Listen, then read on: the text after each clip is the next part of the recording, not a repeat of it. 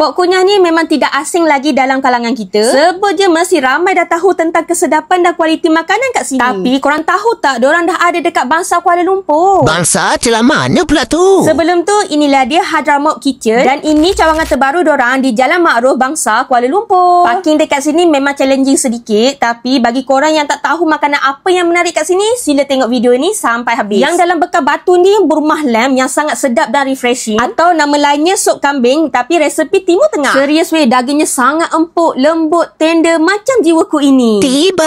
Lepas tu air daging dia tu meresap dalam sup, lagi bertambah-tambah marvelous dia. Yang ini pula nasi mak lubah ayam, rasa rempah dia tu memang win. Ayam dia pun tender, juicy dan senang nak lerai. Yang Yazid kunyah ni pula small mulawah, sedap, flaky tapi kena kunyah panas-panas. Dan selalunya kunyah sekali dengan lady finger with lamb ni. Atau tak layan lamb, claypot prawn ni pun ngam juga. Panas-panas pedas berempah gitu. Chicken dan lamb kebab wrap pun ada, macam shawarma tapi inti dia guna kebab. Dan manisan diorang of course lah kena kunyah. Antara yang enak puas hati, mahalabia dan kunafa klasik diorang.